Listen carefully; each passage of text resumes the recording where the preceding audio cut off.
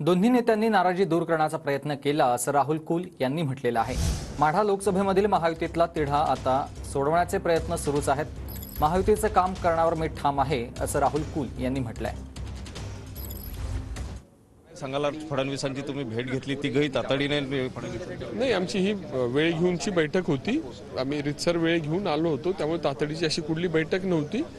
मी बारामती लोकसभेचा निवडणूक प्रमुख आहे।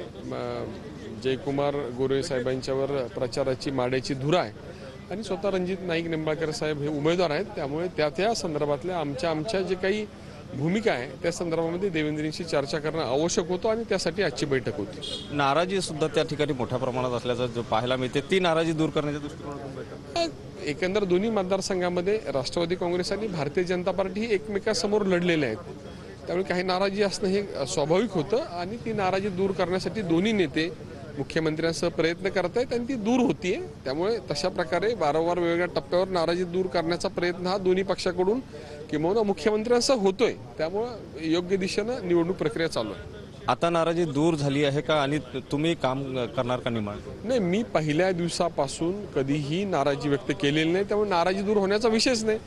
मी पहिल्या दिवसापासून जी भूमिका घेतली की महायुतीचं काम करणार, त्या भूमिकेवर मी ठाम आहे। आजच्या बैठकीमध्ये तोडगा निघाला का? मग या सगळ्या ज्या नाही, आजची समस्या असेल तर तोडगा निघेल। आज नियमित मी सांगितलं की मी निवडणूक प्रमुख, दुसरे निवडणूक प्रमुख आणि उमेदवार अशी एक नियमित बैठक होती। नक्कीच नियमित बैठक होती असं राहुल कुल सांगतात आहे। सुनील ढगे, TV9 मराठी, नागपूर।